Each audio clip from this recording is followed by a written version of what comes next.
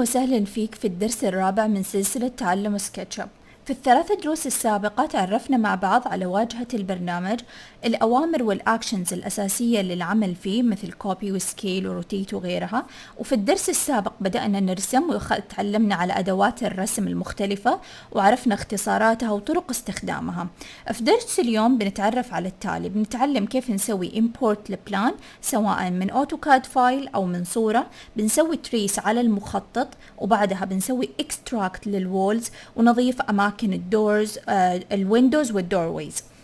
عشان ندخل الملف بطريقة صحيحة نروح من قائمة فايل import أو نستخدم الشورت كات كنترول I، بعدها نروح للمسار اللي فيه الفايل. لو ما طلع عندنا الملف ما كان موجود ولكن المسار صحيح، تقدر تروح وتغير من هنا الفورمات وتتأكد انك اخترت الفورمات الصح، بيطلع لك الفايل تختاره. بس قبل لا تضغط على import تروح الاوبشنز، تتأكد تقريبا هذه الثلاث اوامر تكون عليها تشيك.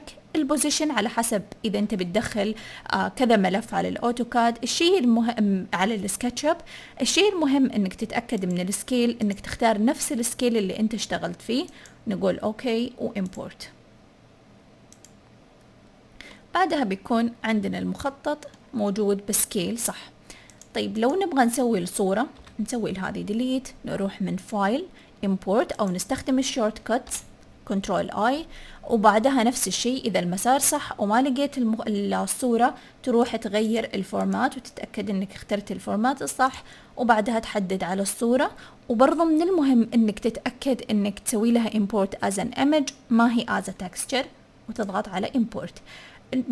بتكون على الكرسر موجودة، تختار النقطة الأولى اللي هي البوينت اوف اوريجين، بعدها تختار النقطة الثانية. بعدها نروح للتوب فيو علشان نقدر نسوي لها سكيل، إما من قائمة كاميرا بعدين الستاندرد فيو بعدين نروح للتوب، وممكن نطلع الفيو اوبشنز. نروح من هنا هذا البار اسمه getting started وهذا اللارج تول سيت، بس من هنا نروح ونضغط على اللفت كليك الماوس ونختار فيوز. من هنا بتفيدنا هذه أثناء الشغل بأن نروح مثلا توب ليفت رايت وغيرها. نسوي سكيل، طبعا نقدر نستخدم أي من الدايمنشنز الموجودة، نستخدم أداة اللاين L على الكيبورد، بعدها نرسم على هذا الخط. رسمنا تقريبا عليه، بعدها نستخدم الميجرينج تيب، نقدر تي على الكيبورد، بعدها تروح من هنا لين هنا وتحط القيمة انتر. بيقولك do you want to resize the model، قول له yes. عشان نتأكد نحذف مثلا هذا اللاين، نسوي له ديليت، نختار التيب تول ونقيس من هنا لين هنا تقريبا صح. نبدأ نرسم على الصورة، بس لو انتبهنا لو بدينا نرسم ما راح نقدر نشوف اللي تحت الصورة، فعشان كذا نروح من قائمة فيو ونروح ل Face Styles ونختار الإكستري مود، ونقدر نستخدم الشورت كات زي ما انتم شايفين اللي هو حرف الدال تقريبا، فيو اللي هو هذا الشورت كات اللي هو تقريبا حرف الدال على الكيبورد، ونبدأ نرسم. قبل لا نبدأ نرسم ممكن نحط جايد لاين، إما باستخدام التيب ميجر أو باستخدام البروتراكتور.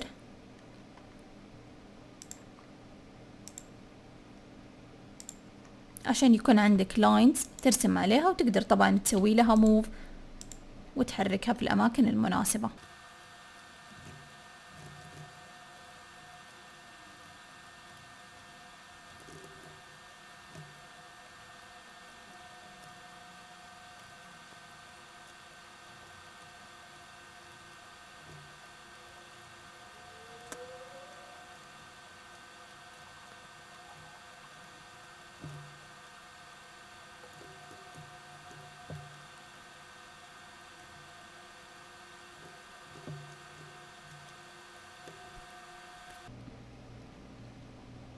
طبعا ما انت مجبور ترسم الجايدز علشان ترسم، ممكن تستخدم بس الشفت وتتأكد انك ماشي بخطوط مستقيمة، لكنها بتسهل علينا عملية الرسم تكون اسرع. نستخدم اداة اللاينز L على الكيبورد، او تقدر تستخدم الريكتانجل ونبدأ في الرسم.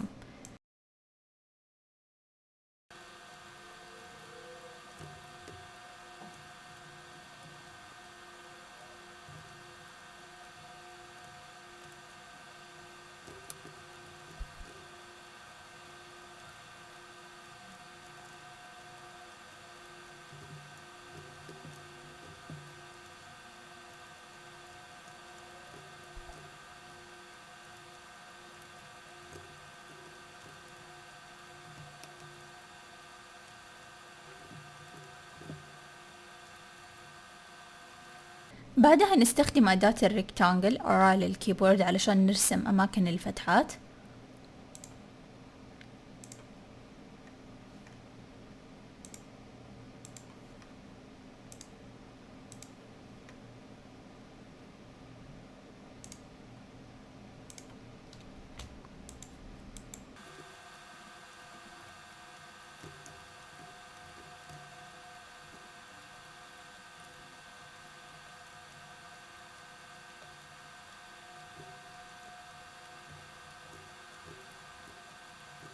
نسكر وضع الاكستريم مود، اما ان نضغط على حرف الدال اللي هو الارك اللي شفناه، او ان نروح من قائمة فيو فيس ستايل ونشيل الاكستريم من هنا. بعدها احنا ما نحتاج الجايد anymore، فنروح من قائمة edit ونقول delete guides. نغير الفيو من نروح perspective او انه نستخدم الماوس الاوربت تول. بعد كذا علشان نسوي extract لازم تكون الفيسز على الوجه الأبيض، فلازم نسوي ريفرس للفيسز. كيف نسوي لها؟ نحددها كلها، نشيل البلان من التحديد، نضغط على الماوس ليفت كليك ونروح لهذه ريفرس فيسز. هذا الشيء جدا مهم بعدين في الماتيريالز والرندرينج، لازم دائما تشتغل انه الفيس الابيض هو اللي على برا والجراي هو اللي على جوا. بعدها نستخدم أداة البوش بول علشان نسوي بوش للوولز. نحدد على الوول اللي نبغى نسوي له بوش، نضغط ونرفع وندخل القيمة مثلا. بعدها علشان نكمل باقي الوولز ما في داعي أدخل القيمة، أما أنه أضغط دبل كليك أو أنه أضغط ولما أوصل هنا أتركه، هو بيكون حافظ آخر قيمة اشتغلنا فيها، فنضغط بس دبل كليك.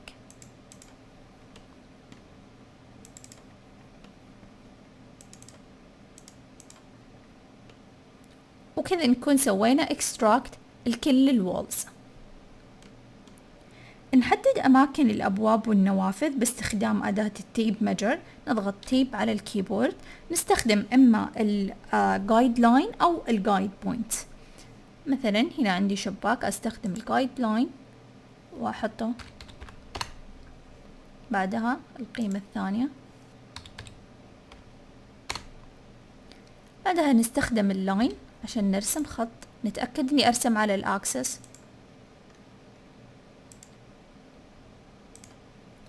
ونستخدم أداة البوش علشان اسوي بوش من هنا لين هنا، وبعدها ممكن نسوي دبل كليك وبكذا يكون مكان الشباك موجود.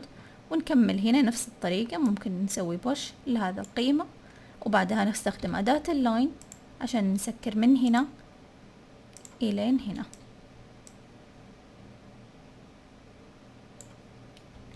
بعدها نستخدم أداة الإريزر وننظف أو نمسح الأجز اللي ما نحتاجها والجايد لاينز.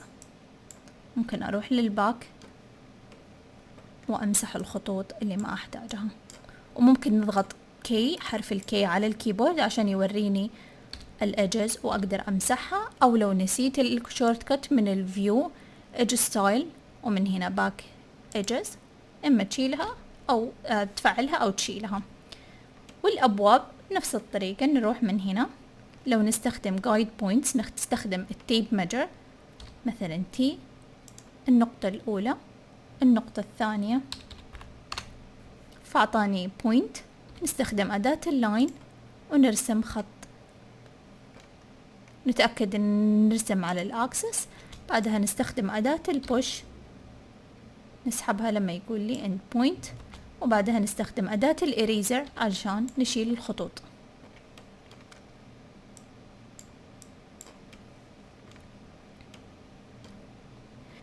ولو مثلا نسينا مكان شباك أثناء الرسم، يعني لو كانت هذه عندي مقفلة ونسيت انه هنا فيه شباك، كل اللي علينا نسويه نروح للإكستريم مود، وبعدها نرسم جايد لاينز، يعني نستخدم التيب ونحط جايد من هنا لهنا، وبعدها نحط جايد من هنا لهنا، لاني كنت شايفة البلان حط لي جايد بوينت، بس انا ابغى جايد لاين مثلا. وبعدها ابغى ارتفاع الشباك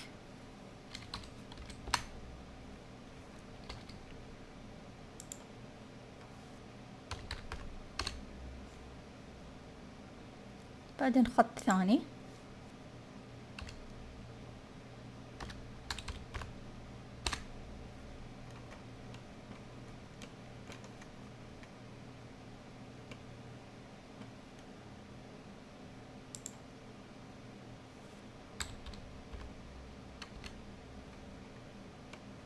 ايوه فيكون رسم لي مكان الشباك. فبعدها استخدم الريكتانجل تول،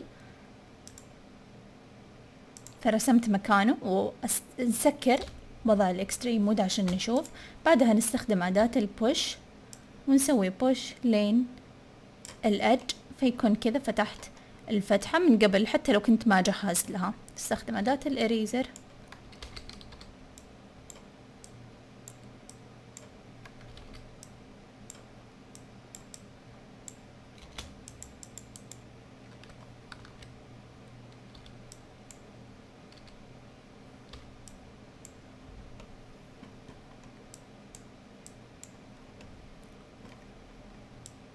ونكمل كل الشبابيك والنوافذ بنفس الطريقة.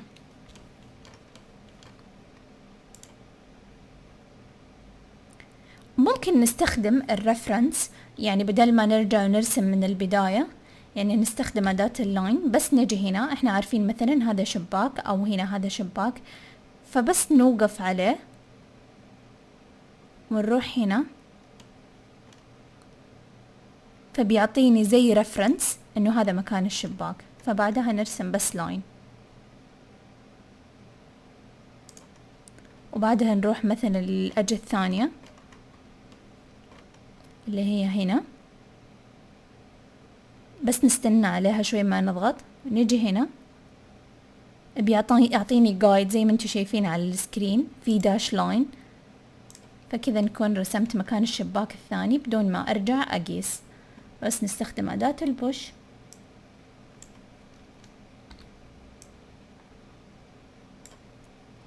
نجي هنا دبل كليك، نكون رسمناها. ممكن نستخدم الإريزر،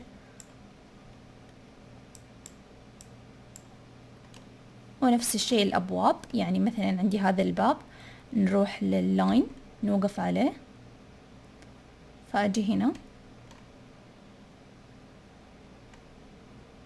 بيعطيني داش لاين، يقول لي كأنها ريفرنس، يعني ريفرنس مؤقت. فأرسم الخط، وبعدها نستخدم أداة البوش ونرسم. نستخدم الإريزر عشان نمسح الأجز اللي ما نبغاها، ونكمل كل الدورز والويندوز بنفس الطريقة.